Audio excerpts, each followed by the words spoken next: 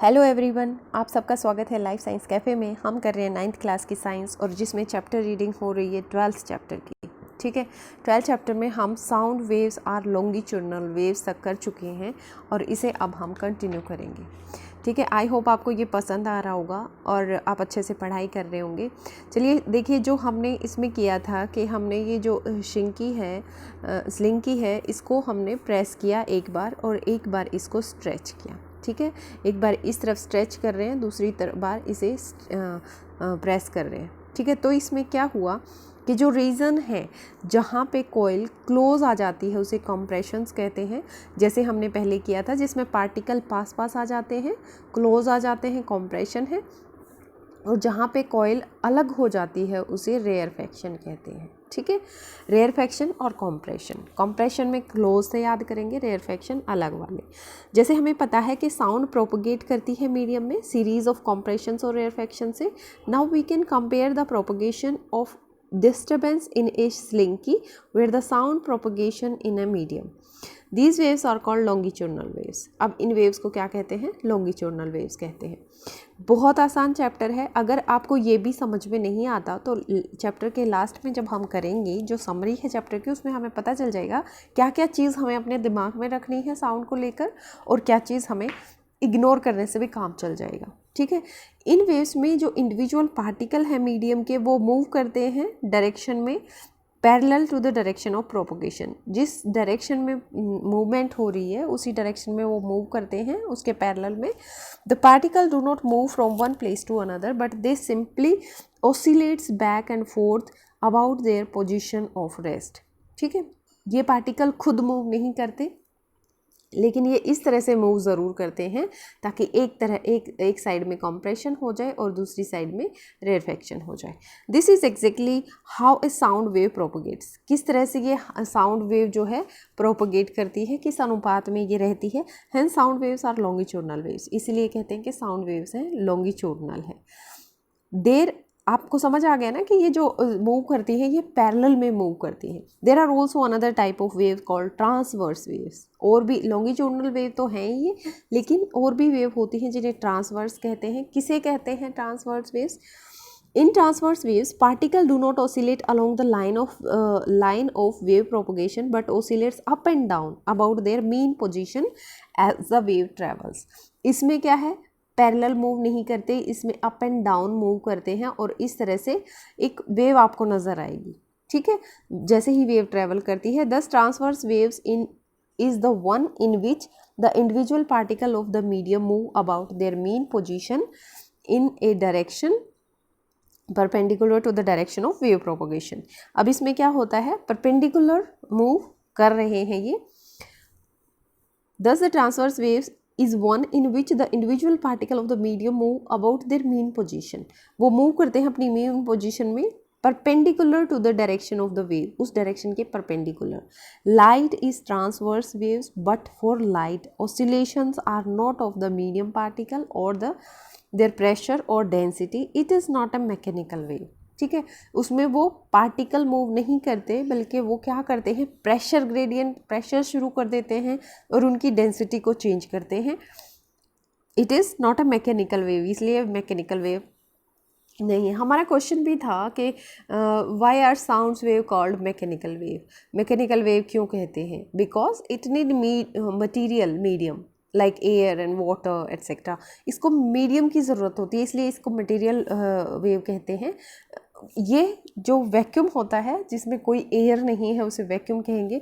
Vacuum में ये travel नहीं कर सकती। ठीक है, you will come to know more about transverse wave in higher classes. Higher classes में आप ज़्यादा पढ़ोगे। अब जो कैरेक्टर्स होते हैं साउंड के आप वो पढ़ लें।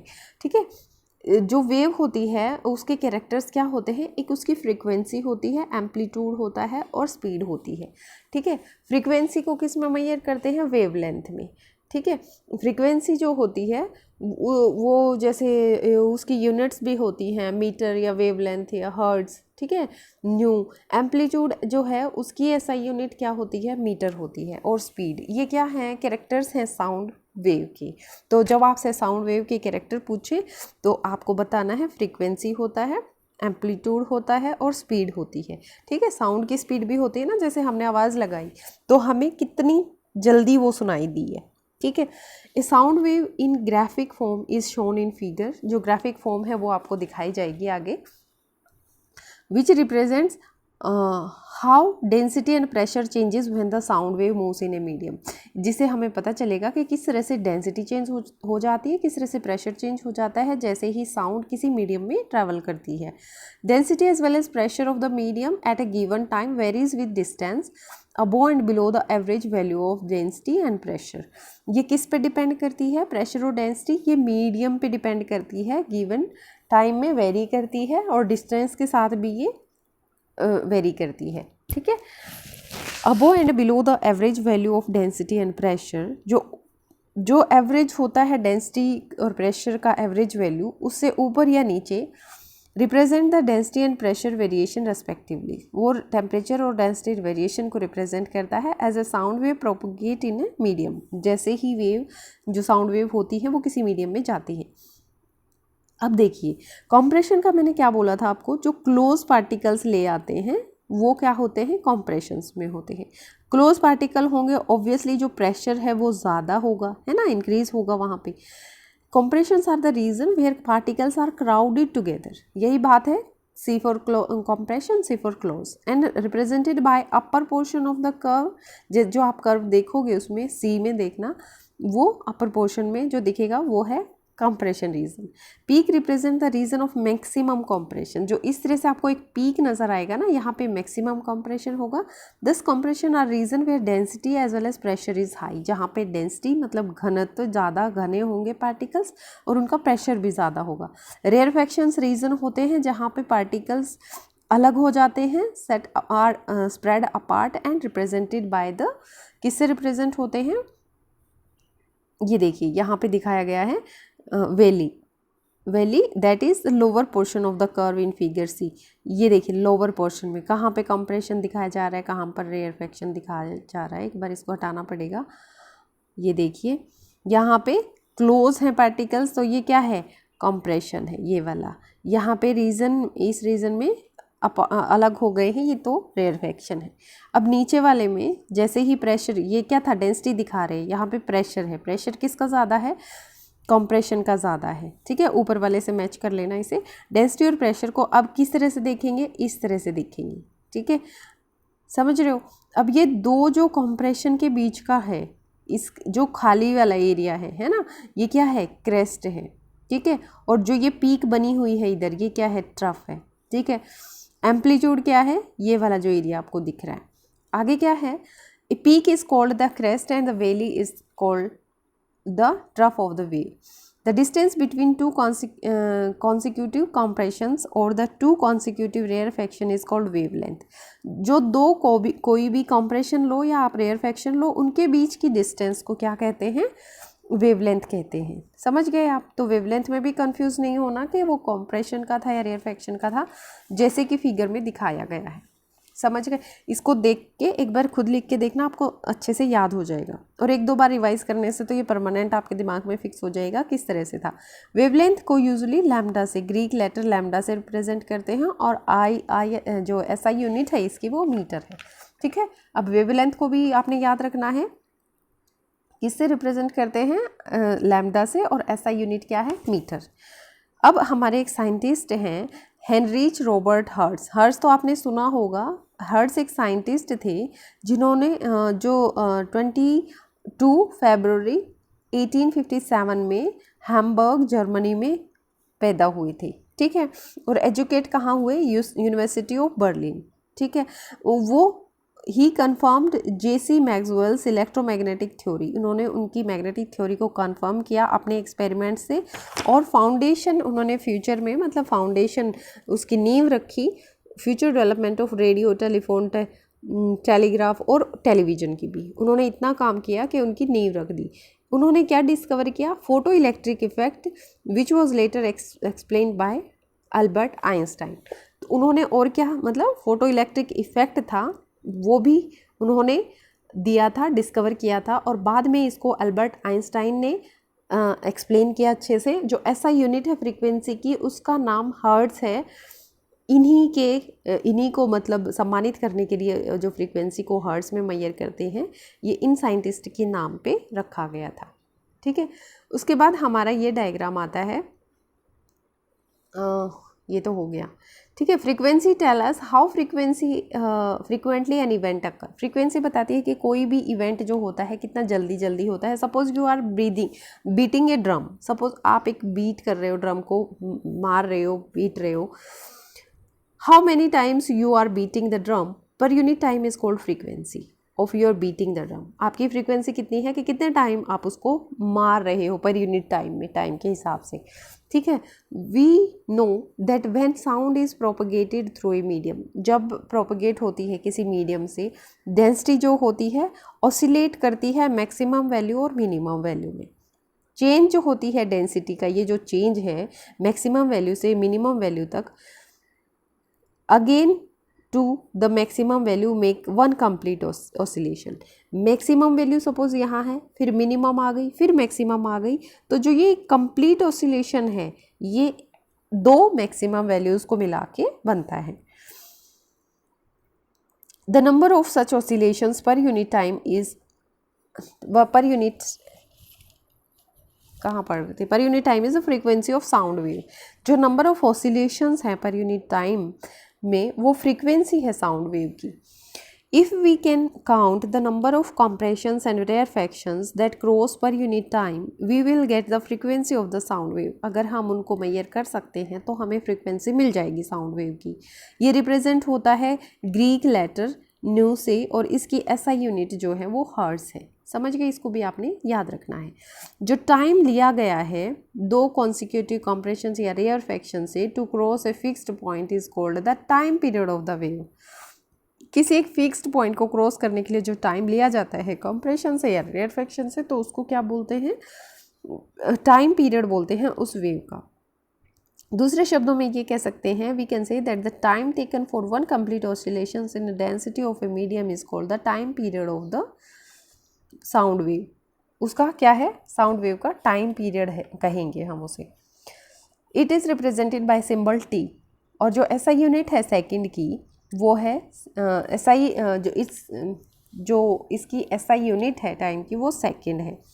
फ्रीक्वेंसी एंड टाइम पीरियड को किस तरह से रिलेट करते हैं, ये इस फॉर्मूले को आपने याद रखना है। ठीक है,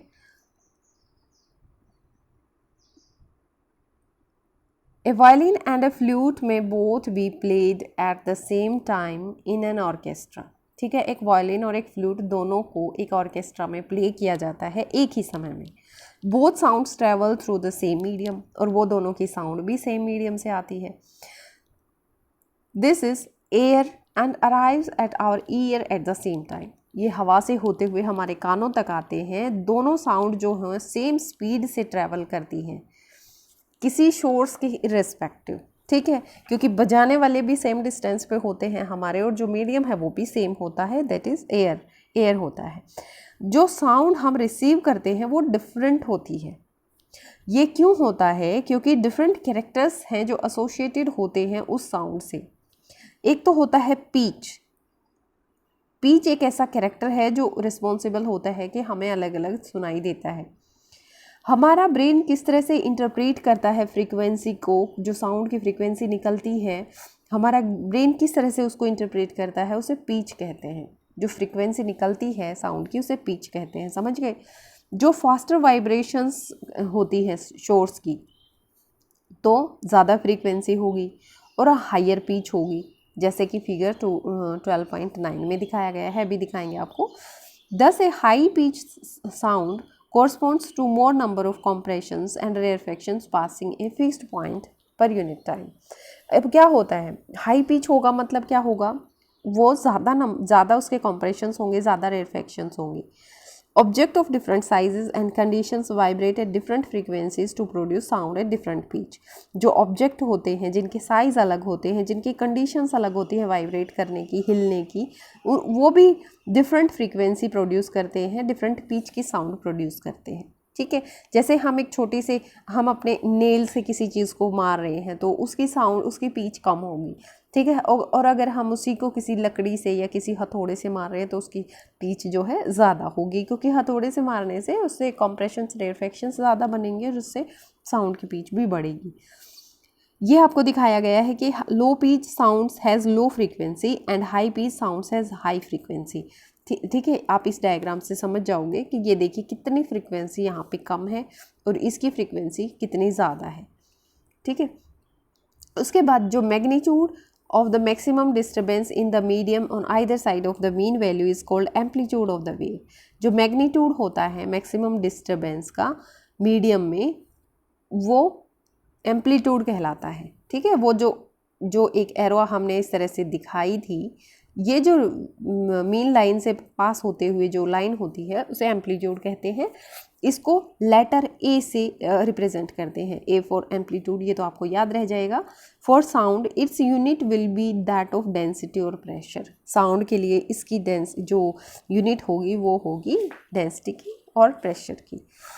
लाउडनेस और सॉफ्टनेस जो होती है साउंड की, वो डिटरमाइन करती है इसके एम्पलीट्यूड को, ठीक है। यह डिटरमाइन करता है एम्पलीट्यूड इसकी लाउडनेस या सॉफ्टनेस को।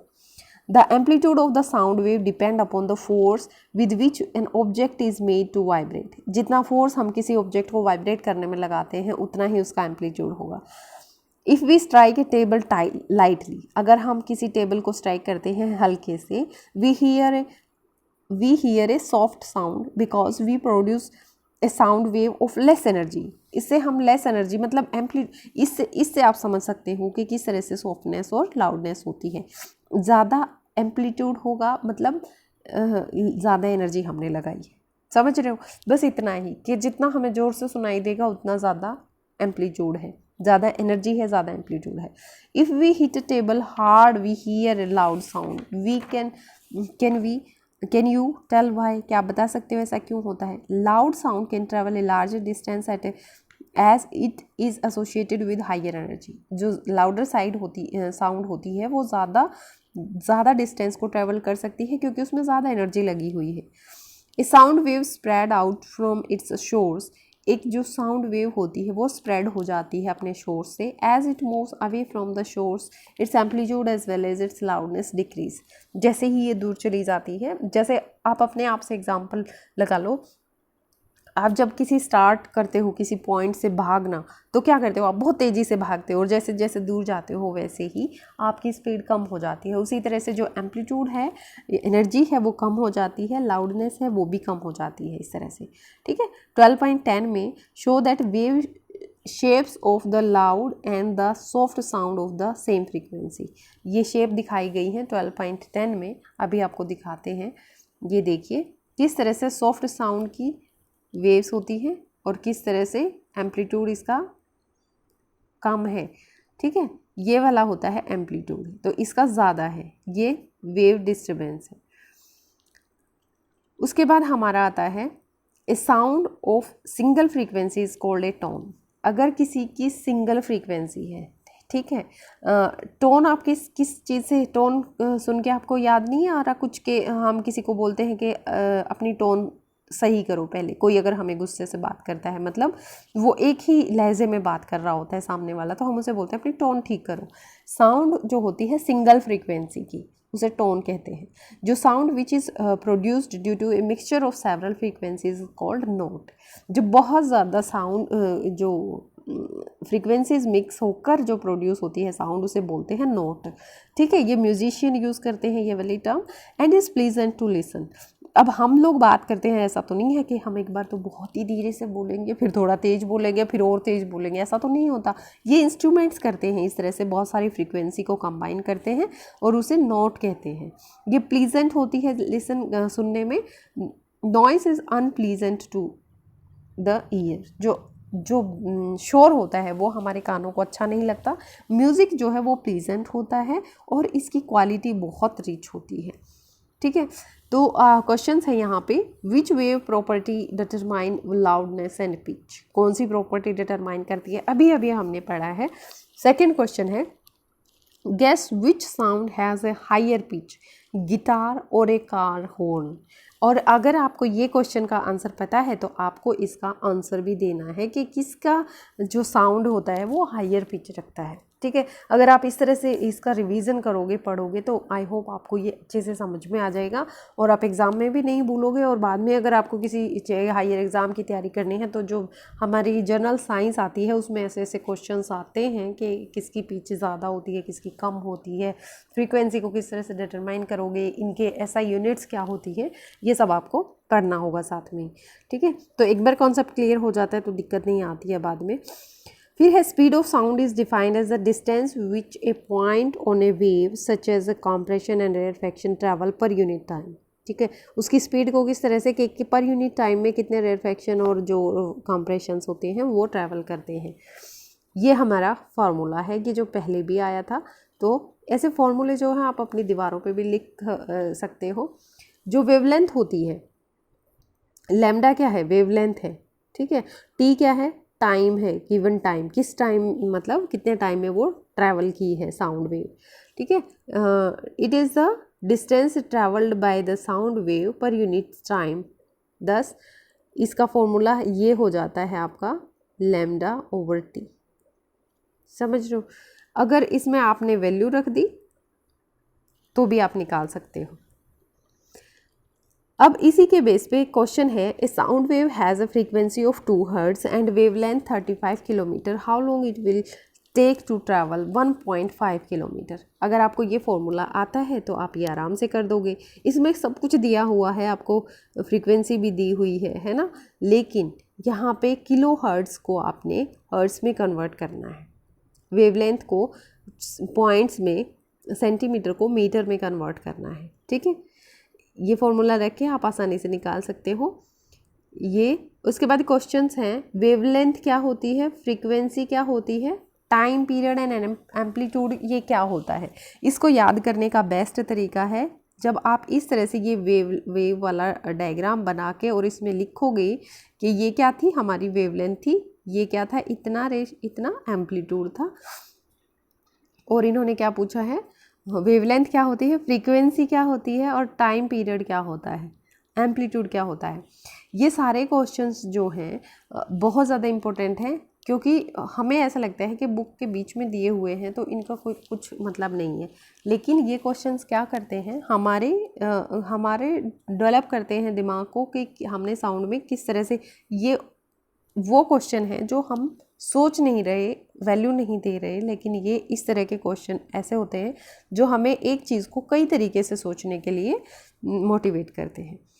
ये क्वेश्चंस आप कर लेना खुद। The amount of sound energy passing each second through a unit area is called the intensity of sound. किसी यूनिट एरिया से जो टाइम पास होता है, वो जो एनर्जी पास होती है साउंड की, उसे क्या कहते हैं, इंटेंसिटी कहते हैं। We sometimes use the term loudness और इंटेंसिटी इंटरचेंजेबली। हम क्या समझते हैं कि जो इंटेंसिटी है उसको लाउडनेस से इंटरचेंज कर देते हैं, but they are not the same, लेकिन वो सेम नहीं है। Loudness is the measure of the response of the ear to the sound. जो लाउडनेस होती है वो हमारे कान का रिस्पॉन्स है। ये किस तरह से समझोगे कि जैसे आपको परेशानी हो रही है, आपकी बॉडी में कुछ दिक्कत है, सपोज आपको हेडेक हो रही है, तो आपको थोड़ी सी साउंड भी आपको पसंद नहीं आएगी, वो उसकी लाउडनेस पसंद नहीं आएगी आपको, ठीक है। जो कम आवाज़ में लोग बात कर रहे हैं उनको तो कोई परेशानी नहीं है, लेकिन क्योंकि आप फिजिकली फिट नहीं हो इसलिए आपको वो लाउडनेस नज़र आएगी, ठीक है। Even when two sounds are of equal intensity we may hear one as louder than the other simply because our ear detects it better. अगर दो एक तरह की साउंड है तो हम एक को पसंद भी कर सकते हैं क्योंकि हमारे कानों को अच्छी लग रही है वो साउंड, और दूसरी हमें अच्छी नहीं लगेगी। इसलिए साउंड और लाउड, जो इंटेंसिटी और लाउडनेस है, वो दोनों चीज़ें अलग हैं।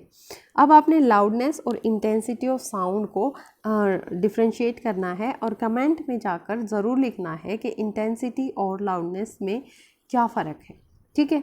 अगर आप एक एक डिफरेंस भी लिखते हैं तो आपको ये एग्ज़ाम टाइम में ज़रूर याद रहेगा कि हमने कमेंट्स में क्या लिखा था, या आप कुछ लिखोगे, आपके दोस्त कुछ और लिखेंगे, तो आपको वो सारे कमेंट्स भी याद रहेंगे। मैं ज़रूर चेक करूँगी इस वीडियो पे आप जो भी कमेंट डालोगे। Thank you for watching life science cafe.